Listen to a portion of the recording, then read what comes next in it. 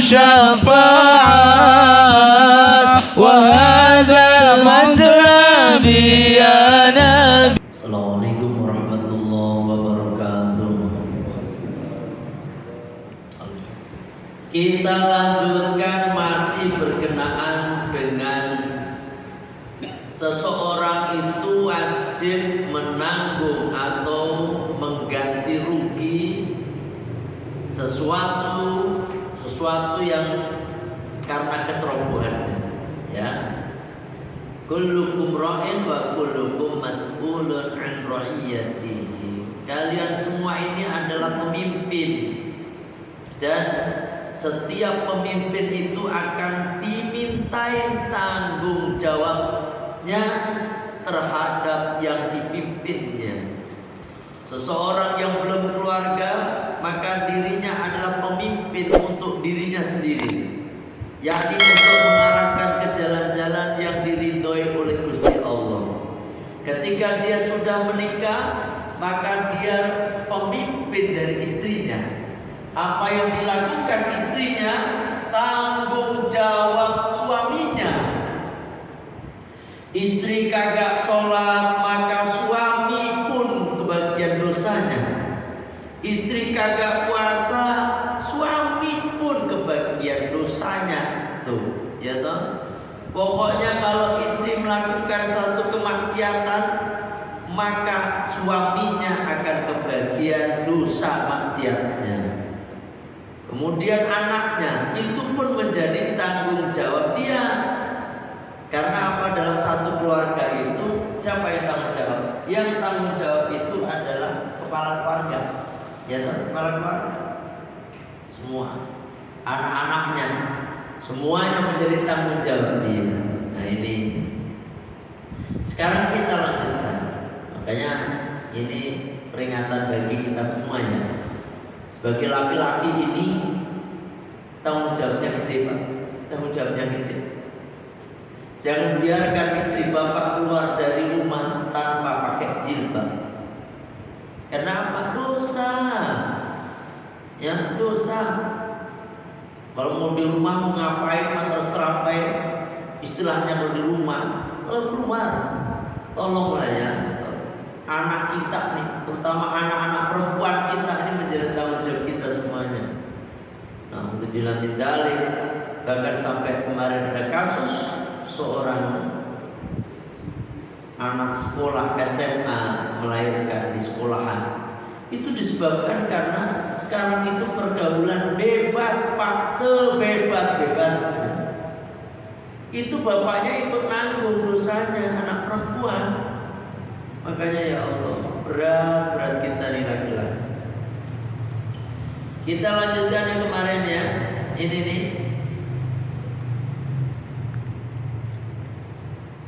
Termasuk karena min domanatin ada dalam tanggungan wa sudah dikiaskan ala itlaf fiddabati atas hilangnya atau merusaknya tunggangan, yakni merusaknya hewan yang dia punyai tadi yang kemarin itu apa Pak? Itlafas sayarati, yakni karena rusaknya kendaraan. Ya, kendaraan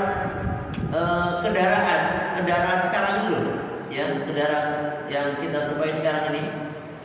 Fi ayamina, pada hari-hari ini, al-ashirati sebagai penjaganya. Fi ayamin al-hashir sebagai penjaga siapa? Itu ya fayat manu, maka akan menjadi tanggungan sa'iku sayyarati, yaitu sopirnya mobil itu. Yang sopir mobil itu tanggung jawab.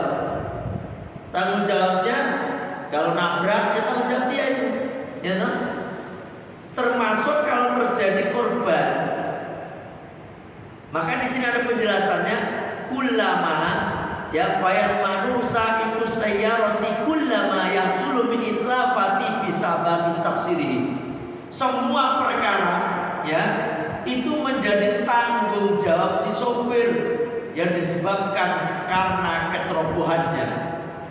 Termasuk wah ini ngantuk nih, saya gak sengaja ngantuk. Kan saya nggak sengaja tidur nyopir gitu kan. Salahnya siapa? Tetap salah sopir. Kenapa kagak mampir ke rest area yang terdekat, masih aja nekat kemudian nyopir. Sehingga kalau terjadi sesuatu maka dia bertanggung jawab pada semua penumpang yang naik kendaraan itu. Masya Allah. Makanya Pak, baru kadang-kadang kan dengan saya ini ada seorang bapak ngantuk bawa mobil kecelakaan jember, anaknya jadi korban, meninggal. Bapaknya dihukum, ada nggak gitu? Itu karena berdasarkan ini. Kecuali kagak ngantuk, kagak apa, karena memang kecelakaan, itu beda lagi.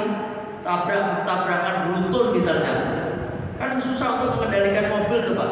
Apalagi kecepatan tinggi, ada depan rem mendadak, udah wassalam kita ini.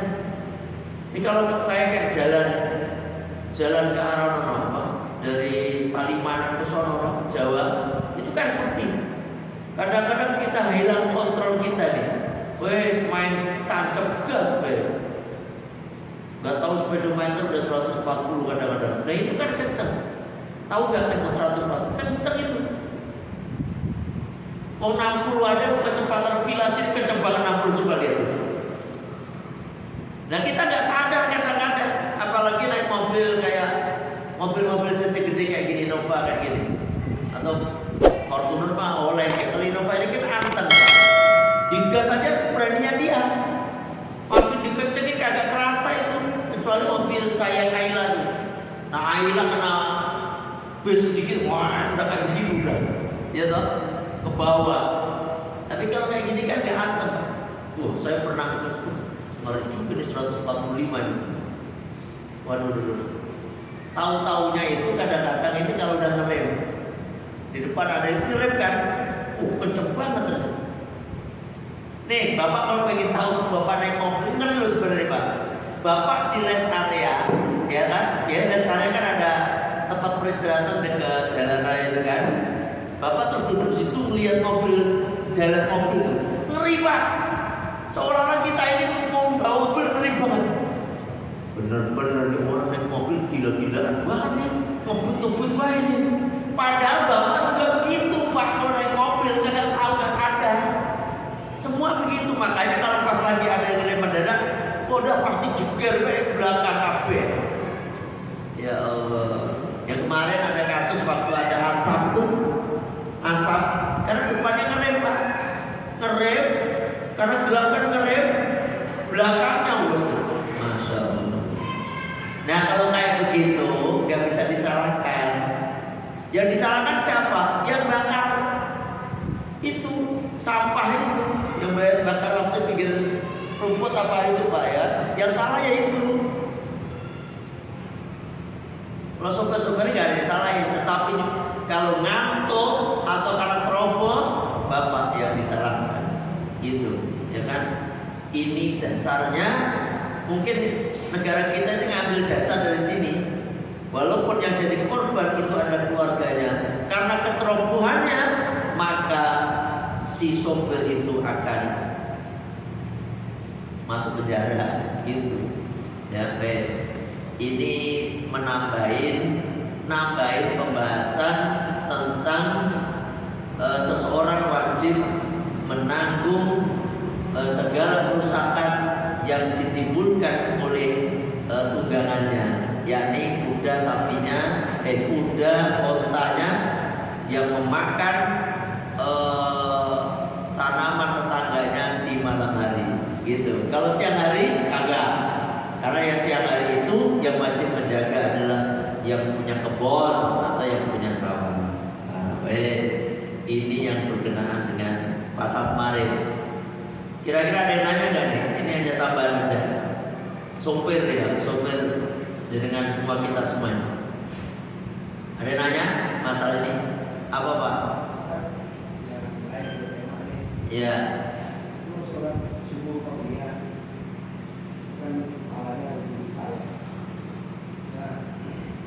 Apa boleh kan kita datang ke hati Ustaz kan sholat pagi setelah sholat pagi subuh boleh kan Ustaz kita melakukan qobliyah? Lihat.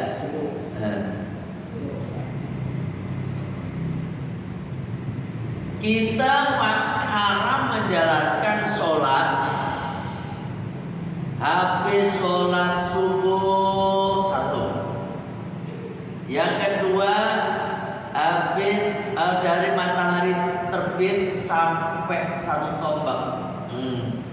Ya, sampai satu tombak. Biqadri rumhin kira-kiranya. Haram tuh. Dari sholat subuh terus matahari mulai terbit sampai satu tombak. Yang ketiga, yang haram kita sholat ketika matahari tepat di atas kepala kita, yang namanya waktu istiwa. Yang keempat, haram kita sholat, ya, punten nih, ya, haram kita sholat nanti penjelasannya. Haram kita sholat ba'da asar. Asar jam 3 misalnya, maka kita haram sholat sampai kapan? Sampai matahari gini, sampai maghrib pastinya. Cuma di sini di dalam kitab-kitab fikih itu ba'da asar. Yang kelima, matahari mulai terbenam sampai sempurnanya matahari itu terbenam. Itu haram kita sholat di 5 waktu itu. Fi khamsati awqatin. Tidak ada sholat di waktu 5 waktu tadi, kecuali sholat yang mempunyai sebab, ya toh, sholat yang mempunyai sebab. Seperti apa? Mungkin dulu kita waktu masih muda punya hutang sholat, kagak sholat waktu muda. Gak genah, jalan ke sana kemari kagak sholat, sadar-sadarnya 20 tahun dia baru sholat, padahal menurut ukuran balik 15 tahun wajib sholat. Berarti 5 tahun dia meninggalkan sholat. Dia wajib mengqadha semua sholat yang ditinggalkan. Gitu 5 tahun Pak. Itu boleh dikerjakan di mana? Di mana saja, di waktu kapan saja boleh, ya toh? Itu sholat yang karena punya sebab, yakni mengqadha sholat. Nyuwun sewu Pak, saya itu kadang-kadang waktu dulu, kalau sekarang alhamdulillah karena ada kendaraan sendiri, alhamdulillah nggak pernah mengqadha sholat. Karena pulang bawa mobil sendiri kan kita yang ngatur, ya toh? Dulu naik kereta Cikarang, Senen Bojonegoro, Senen Bojonegoro, nggak berhenti toh, nggak berhenti. Mana berangkatnya jam 4 sore waktu itu, jam 4 sore masih ingat saya, Kertajaya keretanya. Mau naik kereta sekarang di Cikarang nggak ada, di Cikarang ke Solo, alhamdulillah. Dulu ada ke Senen Pak, kalau nggak ke Senen ke Jatinegara. Wah, pas jam 4, oke, asar masih bisa jalanin. Tapi setelah asar kan naik tuh jam 4.15 atau berapa waktu itu berangkat. Maghrib, isya berarti kagak. Walaupun sholat dihormatin waktu Pak, sholat dihormatin waktu, kebetulan sampai sana kadang-kadang udah subuh, kadang-kadang nih juga subuh lewat udah jam 7 gitu baru nyampe, ya toh? Berarti maghrib, isya, subuh wajib diqadha. Nah, kadang-kadang saya subuh udah nyampe, maksud subuh nyampe Cepu itu, nyampe Cepu, makanya sholat subuh di Cepu. Ketika sholat subuh di Cepu, duhur asarnya kan belum. Nah, habis sholat subuh, sholat maghrib, sholat isya. Tetapi kalau maghrib subuhnya masih lama, maksudnya masih lama, ini udah masuk subuh nih, kira-kira waktunya masih lama, bagusnya Bapak sholat maghrib dulu, isya dulu, baru subuh gitu. Jangan habis subuh. Tetapi kalau misalnya subuhnya kurang 5 menit lah gitu ya, 5 menit, waduh, ini kalau nggak subuh nanti subuhnya juga jatuhnya qadha. Maka Bapak wajib sholat subuh dulu. Karena itu adaan. Nanti habis sholat subuh, bapak sholat maghrib dan sholat isya dikodok,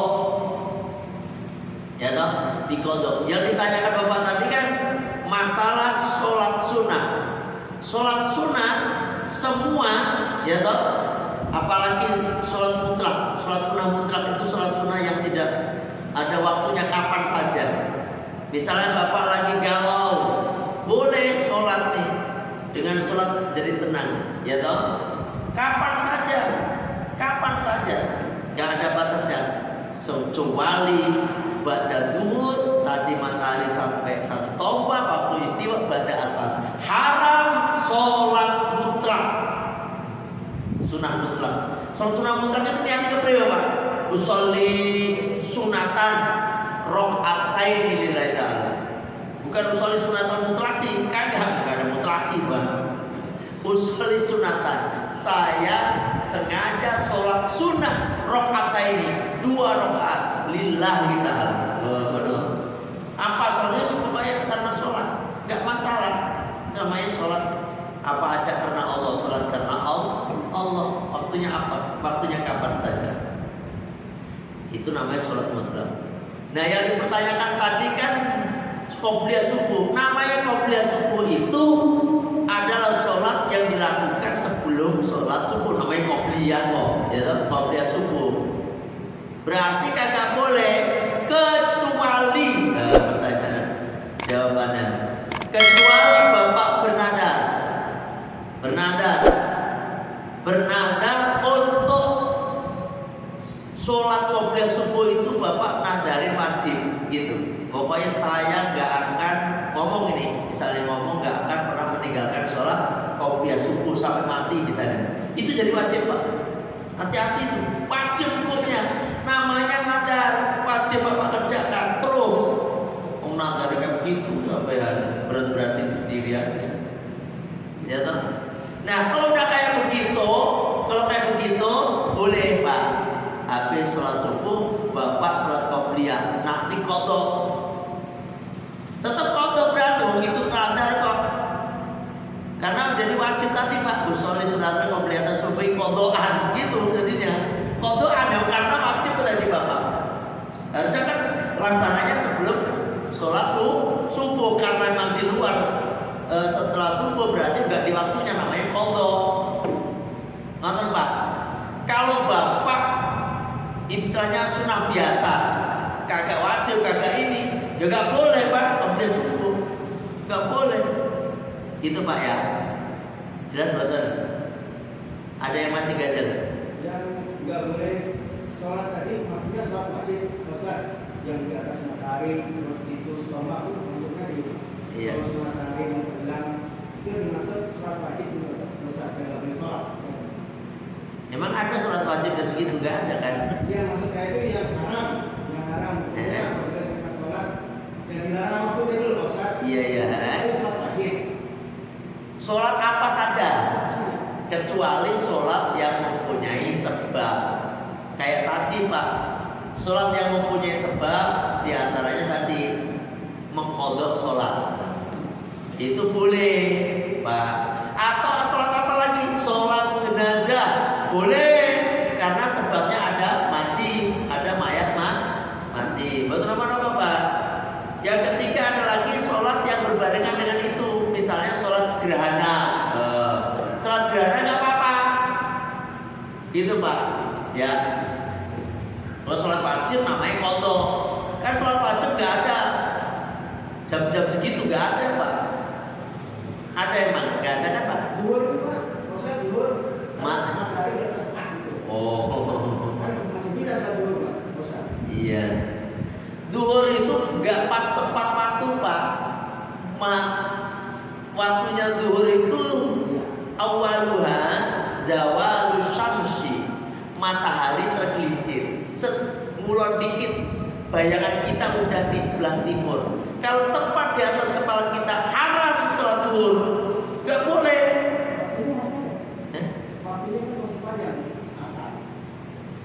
Nah, kan mata yang haram tepat di atas kepala kita. Tepat. Ya toh? tepat. Nah habis ini kan udah setelah tepat itu kan lewat geser dikit baru sholat duhur. Baru sholat duhur. Kalau pas di atas kepala kita tidak ada sholat. Jadi kalau udah geser dikit Pak matahari kan tepat waktu nggak boleh nih. Tepat di atas kepala kita namanya waktu istiwa. Habis itu geser set baru sholat duhur. Itu bukan yang nggak boleh. Emang waktunya itu. Yang nggak boleh itu sholat duhur pas tepat di atas kepala kita. Jam 11 boleh nggak sholat duhur? Ya nggak boleh. Masih lama waktunya. Ya waktunya lama, udah waktunya kalau sholat duhur. Jam 11 masuk belum? Belum toh? Ya nggak boleh. Ya termasuk waktu tadi Pak, waktu istiwa, buat asal, nggak boleh gitu. Jadi sholat duhur itu waktunya, nih kita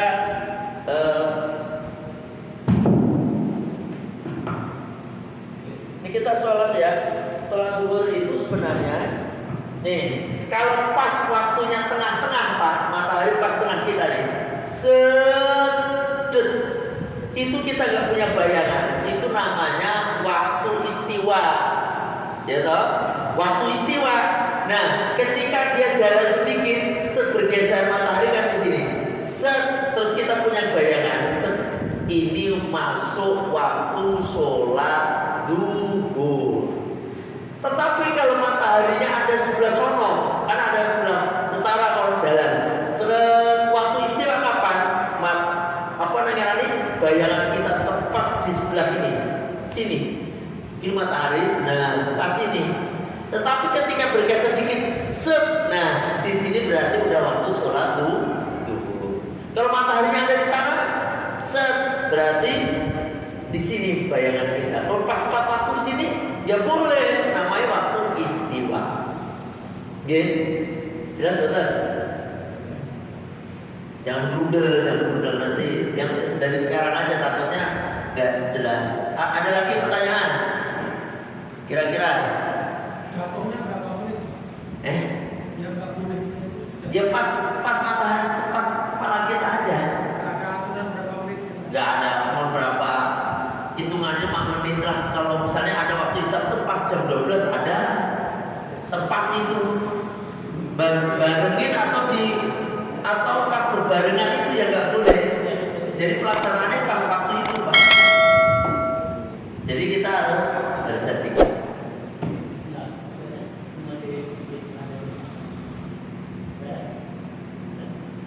Terus asar waktunya kapan?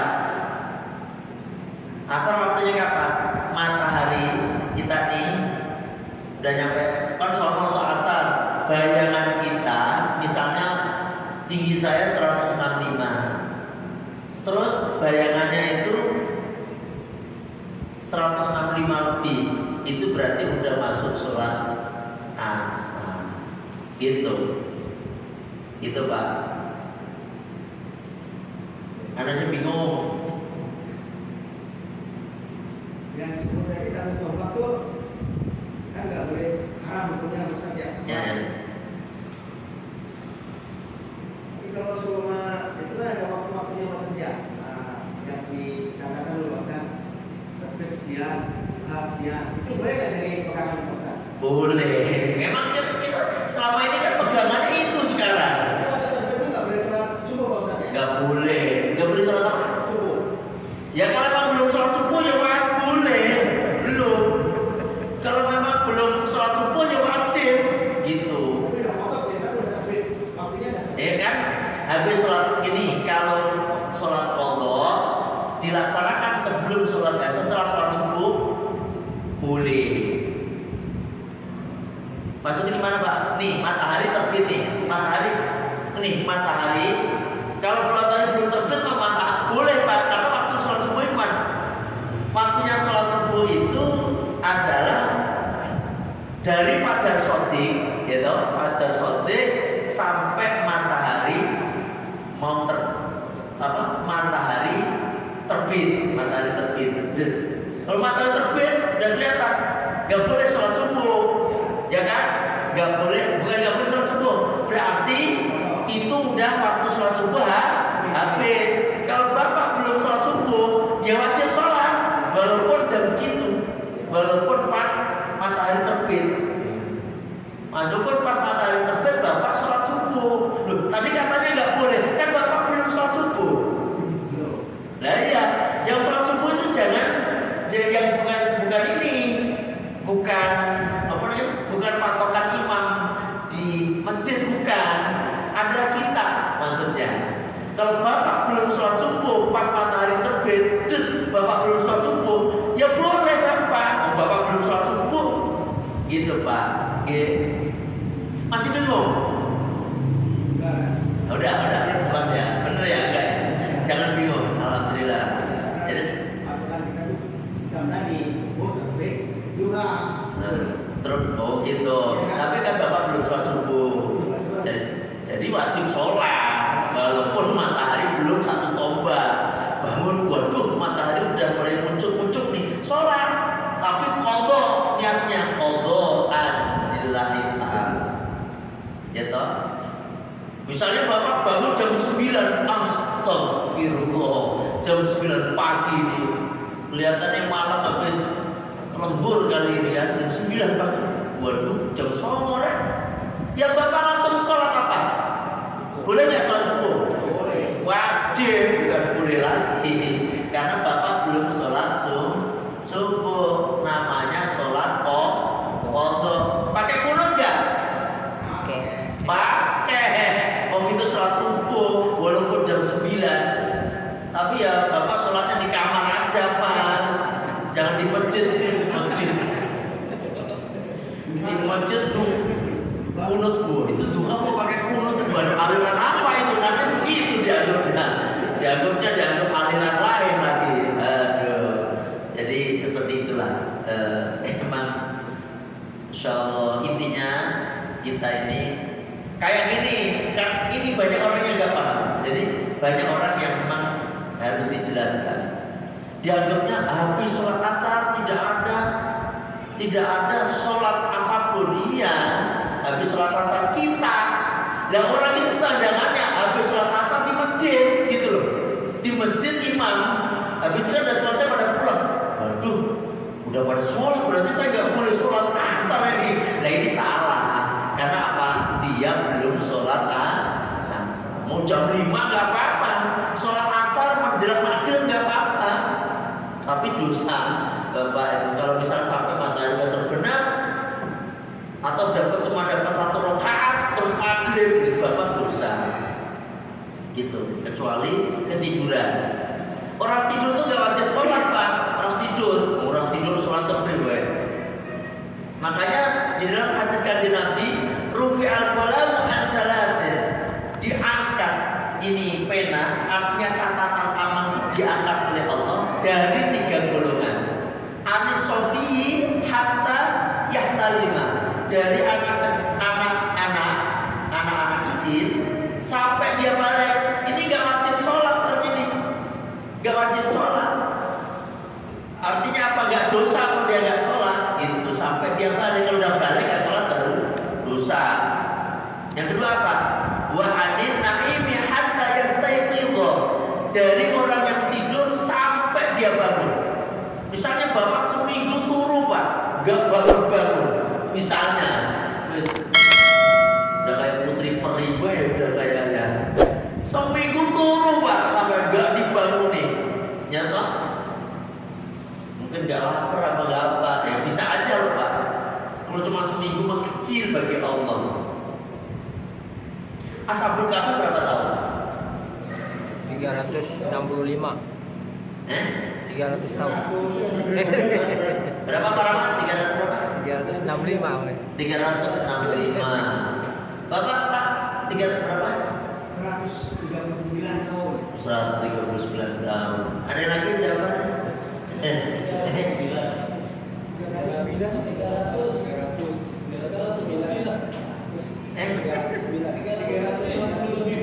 330 lebih. 360 lebih. Yang benar 309 tahun. Kadang-kadang 350 tahun. Itu mah Indonesia dijajah Belanda itu. Kadang-kadang ngeyel lagi. Ada orang ngeyel jawab 350 tahun Pak Kiai, 350 tahun. Saya ingat banget. itu dari mana lagi tidak ada. Ternyata dia itu, oh iya itu mah bisa dijajah Belanda dari 50 tahun. 309 tahun Ashabul Kahfi tidur kagak bangun, hidup lagi, tidur Pak, hidup, kagak makan, kagak minum. Itulah kalau Allah sudah berkehendak. Kecil bagi Allah, apalagi cuma menidurkan bapak sebulan, kecil. Terus 390 tahun badannya kagak berubah lagi, masih gitu-gitu kene. Tahu-tahunya uangnya ini mau dibelanjakan, istilahnya mau beli nasi uduk kira-kira. Gitu, ini uang apaan ini? Kaget nih, yang dibeli kaget, yang penjual apaan ini, duitnya apaan ini? Akhirnya duit itu ditanyakan, ini duit apa mbak? Ini apa, duit apa bu? Itu apa bu? Akhirnya dilaporkan kemana? Ke pemerintah saat itu. Ternyata diteliti uang itu udah 309 tahun yang lalu. Akhirnya dia masih hidup. Dia juga heran, orang baru tidur kemarin gitu. Istilahnya saya baru tidur kemarin di gua, kenapa sampai masa nih? Tapi gak begitu lama kemudian mereka meninggal. Itu bukti kekuasaan Allah, Pak. Ya, mudah bagi Allah menjadikan kita apa saja. Innama amruhu idza arada syai'an an yaqula lahu kun fayakun. Ya toh? Itu makanya jangan kalau kita udah keyakinan kuat kepada Allah, aduh enak hidup kita ini, ya, enak. Bisa jam berapa ini? 4 menit lagi Pak. 5 menit lagi. 19 sekarang. 14 sekarang. 19 14. 19 Oh, isanya 19 18. Ya 19 18. Oh 3 menit lagi. 4 menit lagi. Ya. Ada yang nanya lagi? Kalau ini Pak Ustaz, kalau sholat jemaah takdim atau jemaah takhir itu kan boleh untuk orang musafir ya. Kalau kita misalnya pulang kampung, udah nyampe di kampung, kan katanya masih 3 hari boleh dijamaah itu. Itu nggak apa-apa, kita selama 3 hari di kampung, sudah di kampung itu kita jamaah terus. Tergantung. Kalau niat kita tetapnya di kampung situ, ya udah nggak boleh. Tetapi selama kita ini memang musafir, kita kan masih ke sono itu berarti kita musafir, nggak apa-apa, dijamaah nggak apa-apa. Walaupun udah nyampe di sana. Kayak saya nih Pak, kadang 2-3 hari nggak di kampung, jamaah saya. Duhur sama asar saya jamaah. Tapi jangan bagusnya di jamaah aja, jadi kosor itu kalau waktunya itu Pak, waktunya dalam kondisi kepepet sebentar gitu. Lah itu posisi masih lama, kita di kampung nih, nggak apa-apa, karena kita posisinya musafir. Tapi boleh tetap boleh, ya boleh. Maksudnya di kosor itu tadi boleh. Di kosor boleh juga, boleh, karena kita posisi sebagai musafir. Kosor itu kan syaratnya satu musafir, ya toh. Musafir saat diantaranya musafir perjalanannya nggak kurang dari 90 km, ya toh. Musafirnya bukan untuk maksiat. Terus yang boleh dikosor 4 rakaat, nggak boleh maghrib dikosor, Pak. Maghrib dikosor jadi 1,5 berarti. Ya Allah, habis rukuk. Ya makanya ngomong-ngomong apa nih? Ngomong musafir nih, bapak-bapak, nanti tanggal 18 pada ngikut ziarah. Ya, ini hampir 3 bis lebih, 3 bis setengah. Kita cuma menyediakan 5 bis biar dapat ijazah rotibul kubro. Istilahnya, wah saya baca sendiri udah bisa. Emang bisa, seperti bapak bisa naik motor tetapi belum punya SIM, kayak gitu, ya kan? Belum dapat sertifikat. Makanya tanggal 18 hari Sabtu pas hari libur, masih lama Pak, 18 Januari. Hitung-hitung refreshing juga, anak-anaknya diajak Pak, istri anak diajak. Karena kita ada refreshingnya di pantai Kejawanan, kita kasih waktu 3 jam di pantai, biar mereka pada senang aja jamaah itu. Nanti ada yang santri saya suruh hadroh di pantai. lima tempat Pak ziarah. Masih ada lama, maka silakan bapak-bapak untuk Pak Nur Alam ikut, Pak Alam ikut, Pak Alam ikut. Tahu dia sendiri apa sama istrinya, ya. Makanya bagi yang ikut silakan secepatnya daftar untuk, karena kita cuma nyiapkan 15 ya, 15 ke Kuningan dan Cirebon. Wah, saya pernah ke sono. Kadang-kadang kayak gitu Pak. Oh, saya udah pernah ke sono, ke Cirebon pernah. Iya pernah ke Sunan Gunung Jati. Itu. Sama saya Datul Kafi, saya Maulana Datul Kafi. Tapi kalau saya Muhibat ini belum ada yang pernah, jarang yang ke sono. Hanya orang-orang tertentu aja yang tahu itu makam aulia Allah, makam karomah Syekh Muhibat. Ya Pak, yang punya roti Kubro. Beliau berjulur bergelar juga Sultanul Aulia zamannya, gitu. Zamannya beliau. Kalau Sultan Aulia yang ini mah Syekh Qadir Jilani, tapi waktu zamannya itu beliau adalah Habib Toha bin Hasan bin Yahya, itu yang punya Sahih roti Kubro yang dibaca Al-Fatihah. Dan insya Allah nanti per Januari di sini kita adakan juga, insya Allah nanti. Silahkan bagi yang ingin ikut. Dari Muhibat itu Kuningan Pak. Dari Kuningan baru ke Toha, baru ke pantai. Setelah ke pantai baru ke Sunan Gunung Jati. Dari Gunung Jati saya Datul Kafi terus baru pulang. Kurang lebih paling jam 12 malam sampai sini. Pagi karena acaranya padat. Silahkan buat hitung-hitung, tapi jangan niat refreshing loh, niatnya ziarah plus dapat ijazah. Jangan niat refreshing, tamasa, jangan. Tamasa itu hanya tambahan aja, ya kan? Bapak bisa lihat di Google, di YouTube Pantai Kejawanan Cirebon, asik indah. Yang suka mancing bawa aja pancingan di sana, nanti mancing di sana. Ya kan? Itu aja ngaji kita. Besok kita lanjutkan wa yuqatalu ahlul baghi, yakni diperangi ya pemberontak. Siapa itu pemberontak? Insya Allah nanti kita bahas minggu depan. Ya, saya kira sampai di sini ngajinya. Kita tutup dengan baca Sayyidul Istighfar. Bismillahirrahmanirrahim. Allahumma anta rabbi la ilaha illa anta khalaqtani wa ana 'abduka faj'al andika wa wa'dika mastata'tu a'udzu bika min syarri ma sana'tu abu laka bi ni'matika 'alayya wa abu bi dhanbi faghfirli fa innahu la yaghfiru dhunuba illa anta astaghfirullahal 'azim astaghfirullahal 'azim astaghfirullahal 'azim subhanaka Allahumma wa bihamdika asyhadu an la ilaha illa anta astaghfiruka wa atubu ilaik. Sebelum saya akhiri, alhamdulillah ini ya promosi berarti ya. Al-Fatihah udah punya BRI link dan kantor pos. Bagi yang ingin ngirim barang mungkin bisa ke Al-Fatihah, atau ngirim duit atau ngambil duit bisa lewat Al-Fatihah. Saya mau ngaji di sini nih hari Rabu misalnya, tinggal WA aja, Ustaz nanti saya mau ngambil uang, nggak apa-apa saya bawain, ya kan? Gampang transfer, semuanya bisa. Ya.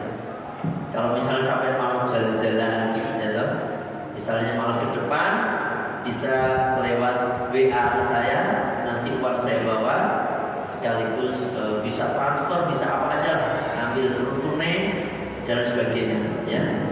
Itu aja sekilas info. Mohon maaf kalau ada kekurangan.